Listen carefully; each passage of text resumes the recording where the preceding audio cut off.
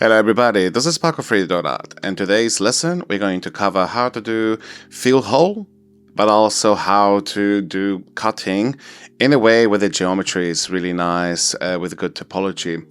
So just as a summary, so say that we have a box like this, and say that we've got like an open geometry. We can just go select an edge, and I'll show this a little bit slower, of course, and we're going to do fill hole.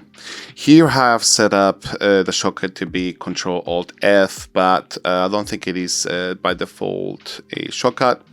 But I do usually like to have a shortcut so I can be a little bit faster. So if you do that, it's going to fill up the hole, right? So that's essentially what we're going to be covering.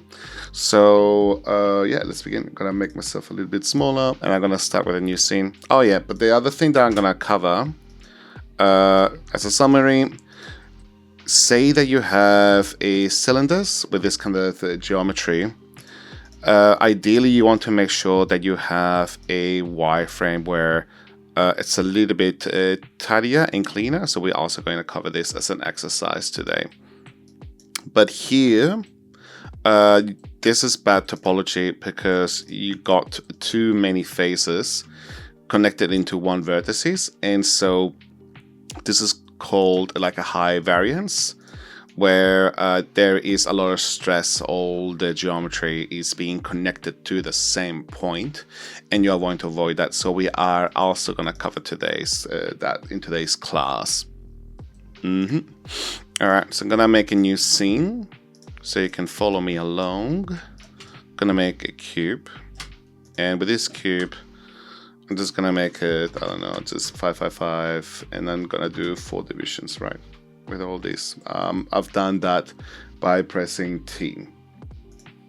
Alright, cool. And I'm just doing this just to generate some topology, right? So say that you do have a hole in whatever mesh. So I'm just to select those faces there, I'm just gonna select that point there, and I'm gonna convert it with Control to faces and delete. So say that you do have a gap like this, right?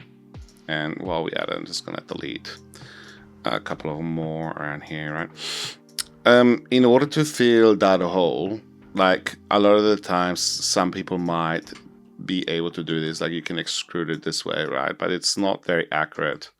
And sometimes you just have to do something very quick. And just for the sake of accuracy, you can just select one edge wherever that gap is open.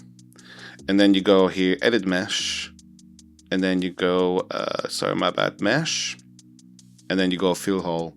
And that will essentially fill up the whole thing. In a lot of tutorials, a lot of places, they always do double click to select everything. But selecting one is actually enough, which is very, very cool.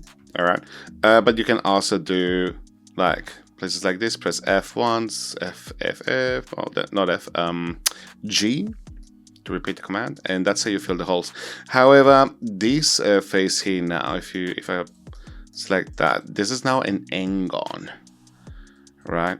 And behind the hood, it is essentially with the engine, because every face has to be flat to a triangle. So behind the hood, it is actually doing something like this. So if I do triangulate, it's essentially doing like it's just trying to average out and do something weird. And if you export this into a game engine, it will do something like that as well, which you don't want. So ideally, you want to make some cuts. One way that you can do the cut is by selecting these 2 vertices there, and then you connect them. But you can also use the cut tool, so you just go multi-cut, just like I covered a couple of videos ago, do like that, and now we've got that really nice quad there too. Okay. Now, just to cover what I was talking about earlier with doing good topology, say that you have. And I want to show this technique first because it's a very good technique before you get bored and you jump to the next video. So let's say that you have, we got 20 faces here, right? So if we do some maths, so if you had to divide 20 divided that by 4, that will be 4 times 4, right? So if you had and say that you don't want this topology because this topology is very bad. So let's say that you had a plane, right? But this plane had actually 5 times 5 pieces, right? You could essentially find a way to incorporate this geometry inside of the cylinder, right? I think so. So I'm just gonna, yeah, 20 edges as well. So how would you incorporate that? How would you incorporate this topology to fit on top of this one and be able to stitch this together, right? Because in reality, a lot of the people would actually do it like this, would convert that into faces, right? They would do a little inset, and then they would delete the inside edges with Control backspace, right? And now I could start doing some cuts. So I could just go in here, cut, and then I could go another cut here, right? And then I would start making some cuts around here. And this is like much better topology than say doing this cut.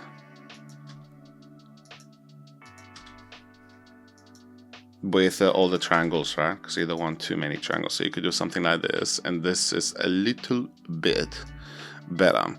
But what if you want to be a little bit more perfect and be able to actually use this to incorporate in here to have the same topology? So what you could do instead, select all of those, delete that. You could select this and then press the Circularize button, which is this button here. If you can't find it on the tab with the Circularize, you can also go, I believe it's in Edit Mesh, Circularize is the 4th option, so you can do that as well.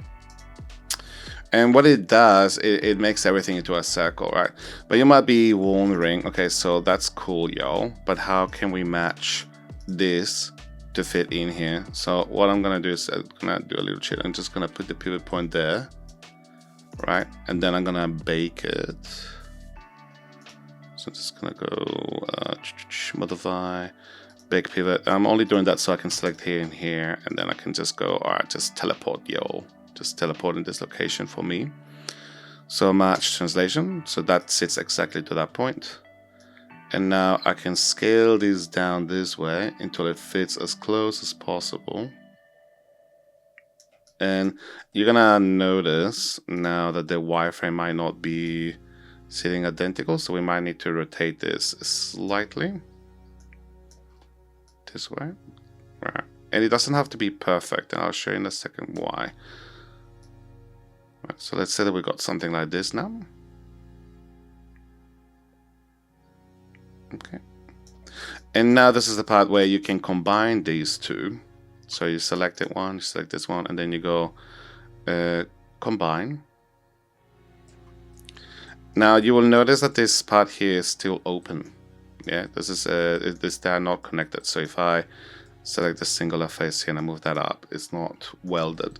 So in order to weld that part there, just double click both extremities and then convert that into edges, and then you can just do merge vertices, and if they're very close to each other, then don't crank this number too high, just to like 0.1, 0.2 should be enough in this instance.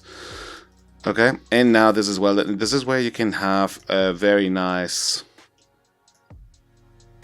topology, but the trick with this is counting how many edges there are around and then try to do some maths. So say, just to complicate this a little bit more, so they have a cylinder, and yeah, ideally you want to have like a number that's divisible, right? So say for example, if you have 64, in order to have 64, it will be 8 times 8.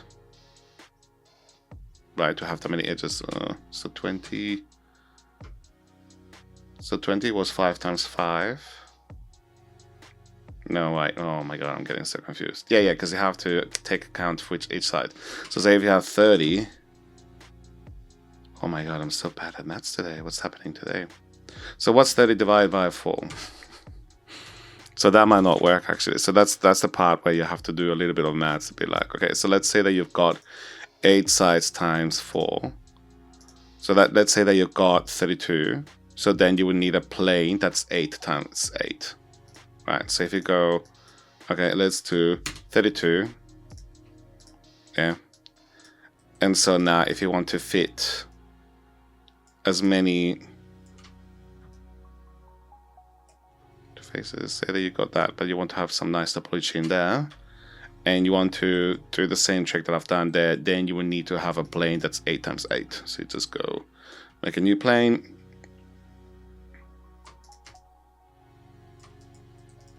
Put that in there, and then make sure that this guy here has got 8 times 8. And so the way that you check that, it's like you double click here, and to have this stuff on, just go display, heads up display, just go poly count so you can see the numbers. And if you double click here, it's going to tell you, okay, that's got 32 edges. And so this one here should have 32 edges as well. And so if I select this, circularize it, all right, and then I can say, okay, match this to this with a pivot point, match translation, move that up to be that point there, scale it up, and you see how it just matches. And then you can do a combine, and then select it, open gaps, double click, convert that to vertices, and then merge. And done, and done. Look at that. All right, so that's the lesson in a pinch, 12 minutes. Cool. Now, as an exercise, and this is now, you can pause the video or watch something funny or something stupid for your entertainment. But let's say that we go, what I recommend that you do is do a bunch of these with different sizes. So do one that's 8, do another one that's like 12, maybe. Duplicate that, clone it. And then do another one that's like maybe 16. It has to be nice divisible numbers, so that easy to do. Right, and then with this one here, so I'm just gonna do this, maybe 6. All right, and maybe I'm gonna do another one that's like 20. All right, just to have something a bit more complicado. And what I want you to do is pretend if you have to essentially delete the insides to avoid those strangulations, right? How would you do it? So if we go in here, okay, cool, let's have this here. And say, let's divide. Let's convert that to edges. Okay, do the same point. Let's go. Convert to edges. By the way, I'm doing this with control, yeah, so just selecting the ones in the middle, convert to edges, and then control backspace with all of those.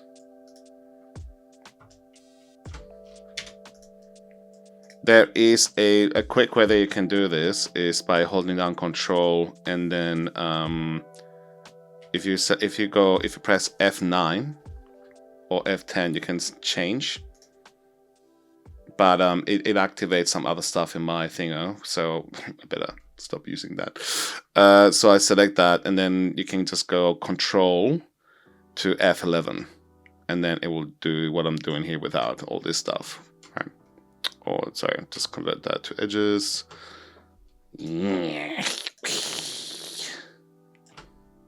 Cool. And what I want you to do next is, just cap those holes. So here, if I wanted some nice quads, I recommend you always do like an inset. So I can go into the scale mode, hold shift, and then do this. And then I select this one, connect. Shift, right click, connect components. So that's one, very easily. To have nice topology here, I can go again. And you always want a loop that goes around. And then you can just go, all right, so I'm just gonna do multi-cut. Multi-cut here, here, here, here. All right, next.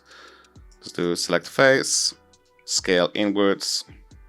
All right, with a lot of this stuff, it's a little bit like playing tennis, you know? It's like if you go boom, boom, boom, you just play, you knock it, just knock it as many times as possible. It's a little bit like that. It's like, okay, how quick can I do this? Boom, boom, boom, boom, and you just connect it in one go, right? So I'll go, all right, cool. This one here, right click, this one here, right click, done. Next. Select this one here. Yeah. You might be thinking, fuck, you know, sorry, it's stuff. I've been doing this for so many years. Why are you doing this? Well, practice. Practice matters, you know. You just want to say, okay, how fast can I do this without even thinking about it, right?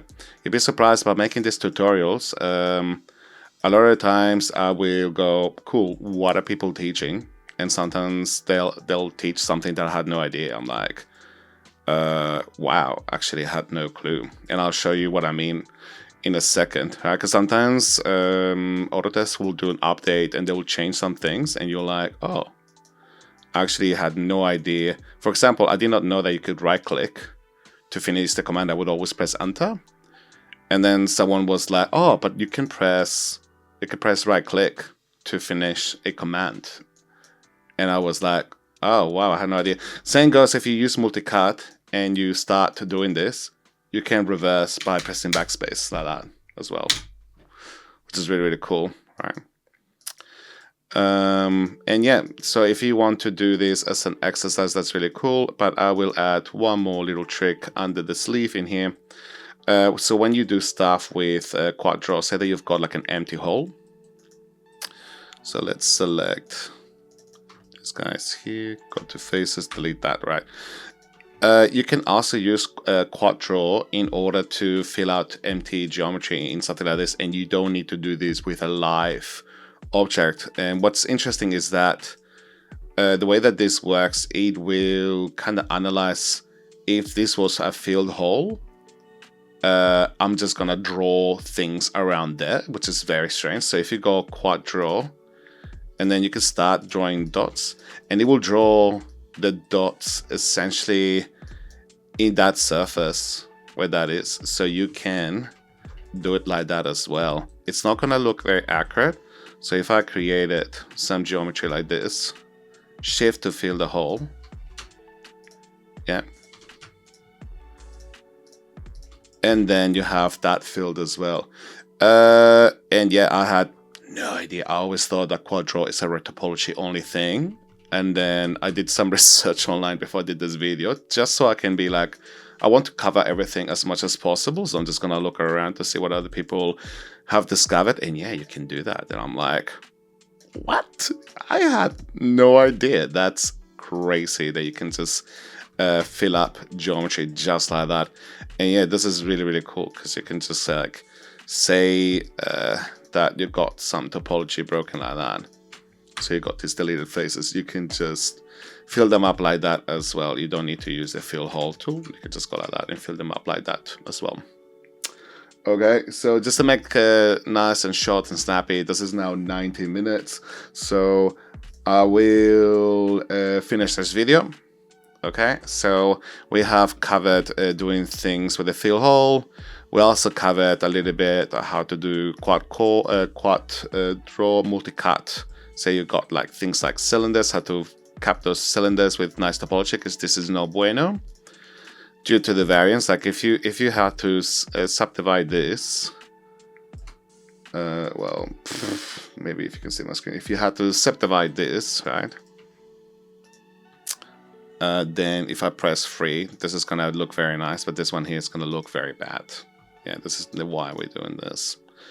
Okay, so if I go at that, and I press free, it's going to subdivide very nicely. Okay, and this is why we're doing it.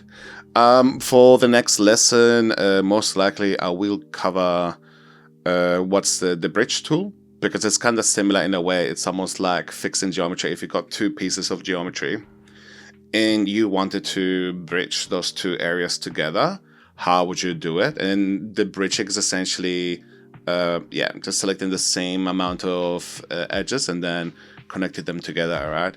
Anyways, I hope you have enjoyed it. It helps me a lot if you do subscribe, so whenever I do release a new video, you can follow it and have a look. These videos are good even for like late beginners or early meet people, because you can always learn little tips and tricks, like something that maybe you were not sure about.